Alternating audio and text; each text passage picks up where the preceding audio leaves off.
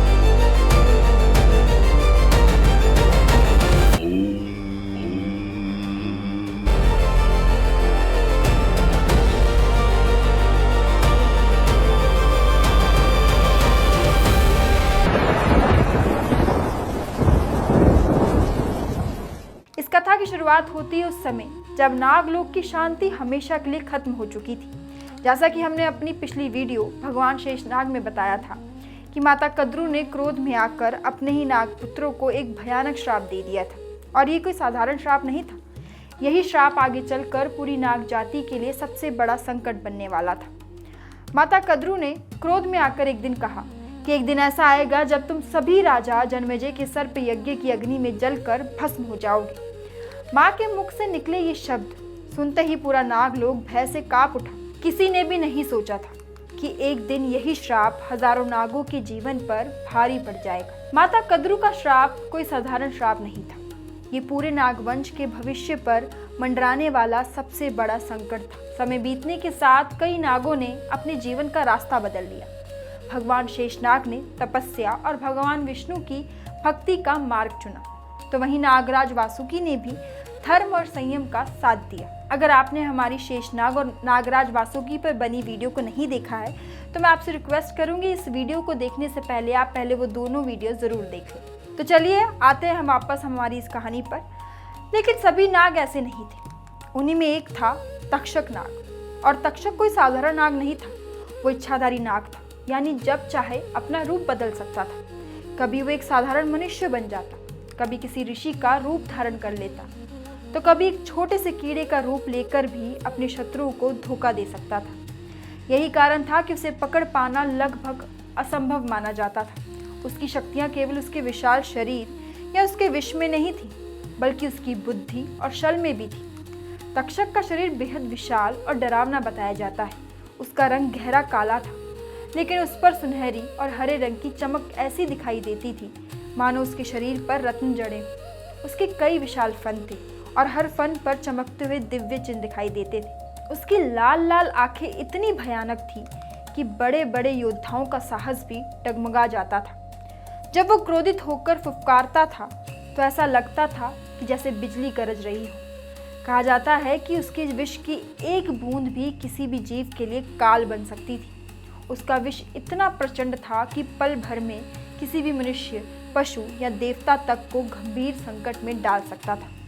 लेकिन आश्चर्य की बात यह थी कि तक्षक कभी अपनी शक्ति का सीधा प्रदर्शन नहीं करता था। वो जानता था कि केवल बल के भरोसे हर युद्ध नहीं जीता जा सकता, इसलिए वो हमेशा अपनी बुद्धि और चालाकी का उपयोग करता था। वो अपने शत्रु को सामने से चुनौती देने के बजाय पहले उसकी कमजोरी तलाशता, फिर उसी कमजोरी का फायदा उठाकर उसे परास्त करता छल, योजना और धैर्य, यही उसकी सबसे बड़ी ताकत थी। अपने स्वार्थ की पूर्ति के लिए वो किसी भी सीमा तक जा सकता था। यदि उसे अपना लक्ष्य हासिल करना होता तो वो मित्र और शत्रु में भी अंतर नहीं करता था। उसके लिए सबसे महत्वपूर्ण था अपना अस्तित्व और अपनी शक्ति। यही कारण था कि जहाँ भगवान शेषनाग धर्म, सत्य और करुणा का मार्ग अपनाते थे, तो वहीं तक्षक के लिए शक्ति ही सबसे बड़ा धर्म थी। शेषनाग मानते थे कि शक्ति का उपयोग दूसरों की रक्षा के लिए होना चाहिए, लेकिन तक्षक का विश्वास था कि जो सबसे शक्तिशाली है वही सबसे बड़ा है। समय बीतता रहा, लेकिन माता कद्रू का श्राप किसी के मन से नहीं निकल रहा था। एक दिन क्रोध में माता कद्रू ने अपने ही नागपुत्रों को श्राप दिया था कि भविष्य में राजा जन्मेजय के सर्प यज्ञ में पूरा नागवंश अग्नि में भस्म हो जाएगा। ये श्राप सुनते ही पूरे नागलोक में भय फैल गया। जो नाग कभी अपने बल और विष पर गर्व करते थे, उनके मन में भी डर बैठ गया। हर सभा, हर परिवार और हर नाग के मन में केवल एक ही प्रश्न था, क्या सचमुच हमारा अंत इसी तरह होगा? कोई श्राप को टालने का उपयोग खोजने लगा तो कोई तपस्या करने लगा। कई नागों ने अपने पुराने निवास छोड़ दिए। वो दूर दूर के जंगलों, पर्वतों और गुफाओं में जाकर रहने लगे। कुछ ने पाताल लोक के अलग अलग भागों में अपने नए कबीले बसाए, ताकि यदि कभी संकट आए तो कम से कम कुछ नाग तो जीवित बच सके। नागराज वासुकी ने धर्म और संयम का मार्ग अपनाया। भगवान शेषनाग पहले ही तपस्या और भगवान विष्णु की भक्ति में लीन हो चुके थे। उन्हें विश्वास था कि धर्म का मार्ग ही अंततः रक्षा करेगा। लेकिन तक्षक का स्वभाव सबसे अलग था। वो ना तो भगवान चाहता था और ना ही केवल भाग्य के भरोसे बैठना चाहता था। उसके मन में एक ही विचार था, मैं किसी भी कीमत पर जीवित रहूंगा। उसने ठान लिया कि यदि भविष्य में कोई संकट आएगा तो वो अपनी बुद्धि, अपनी शक्ति और अपने छल से उससे बच निकलेगा, चाहे इसके लिए उसे किसी से भी संघर्ष क्यों ना करना पड़े। धीरे धीरे यही सोच उसके स्वभाव का हिस्सा बन गई। अब वो हर निर्णय केवल अपने हित को ध्यान में रखकर लेने लगा।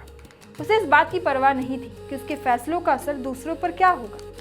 उसे बिल्कुल भी अंदाजा नहीं था कि अपनी जान बचाने और अपने अस्तित्व को सुरक्षित रखने की यही जिद एक दिन उसे महाराजा परिषद के सामने ले जाएगी। वहीं से शुरू होगी प्रतिशोध की वो कहानी जो आगे चलकर पूरे महाभारत के इतिहास की सबसे भयानक घटनाओं में से एक बनेगी। आने वाले समय में तक्षक का एक निर्णय केवल एक राजा की मृत्यु का कारण नहीं बनेगा, बल्कि उसी निर्णय के कारण पूरा नागवंश विनाश के कगार पर पहुंच जाएगा। समय बीतता गया और धीरे धीरे कलयुग का आरंभ हो गया।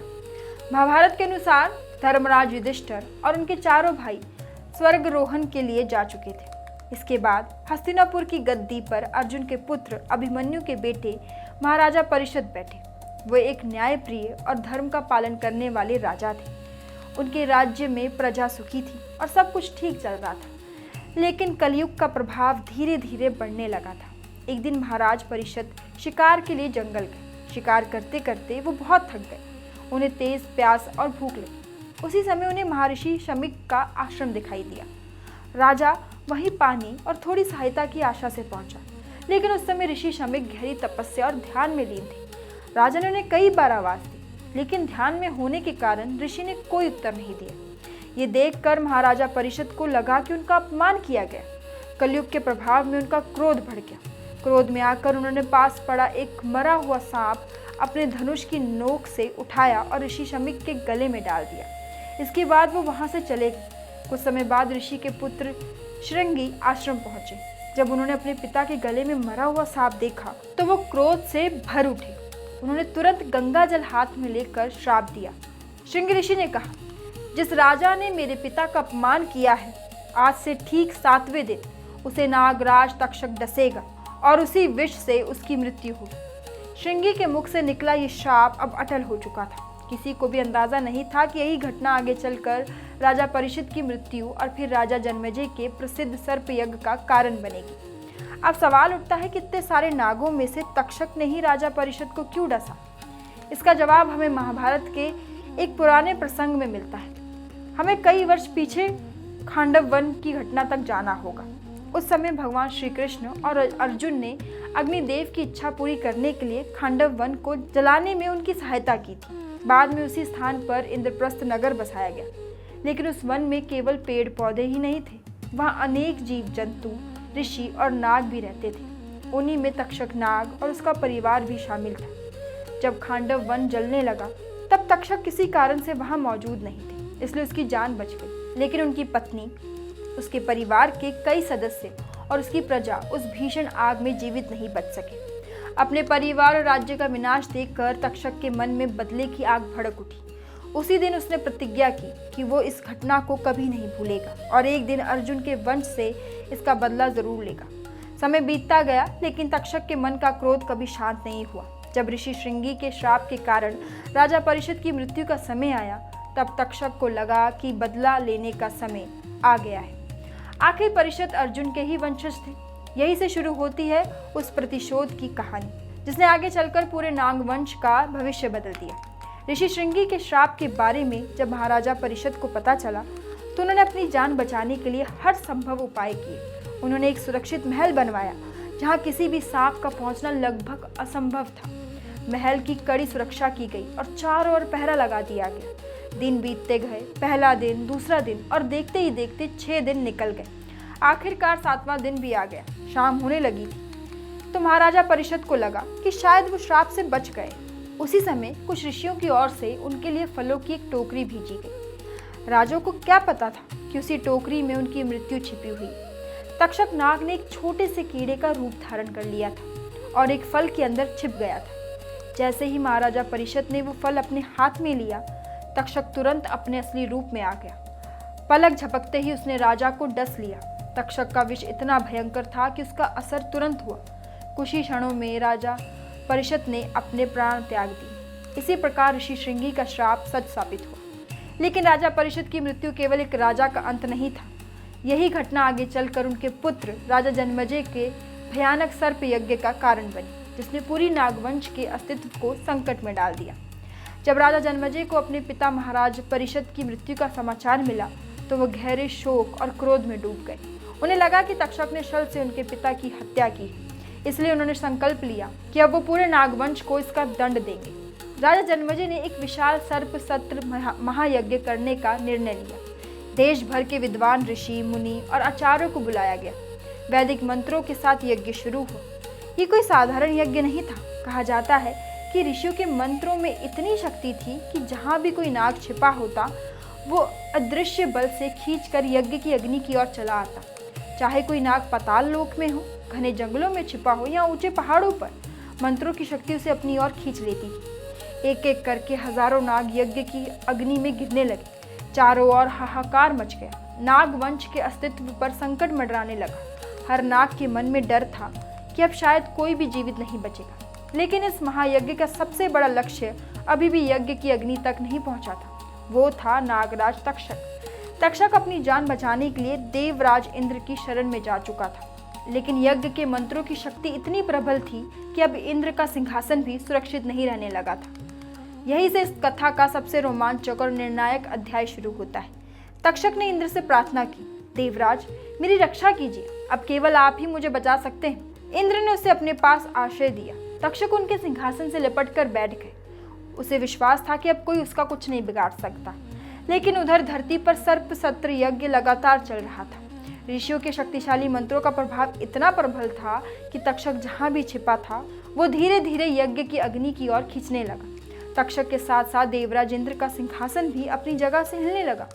ये देखकर पूरे स्वर्ग लोक में हलचल मच गई। देवता भी आश्चर्य में पड़ गए कि मंत्रों की शक्ति इतनी प्रबल कैसे हो सकती है। जब इंद्र को लगा कि अगर तक्षक उनके साथ रहा तो उनका सिंहासन भी यज्ञ की अग्नि में पहुंच जाएगा, तब उन्होंने एक कठिन निर्णय लिया। उन्होंने तक्षक को अपने सिंहासन से अलग कर दिया। अब तक्षक अकेला था और तेजी से यज्ञ की अग्नि की ओर खिंचता चला जा रहा था। ऐसा लग रहा था कि अब उसका अंत निश्चित है।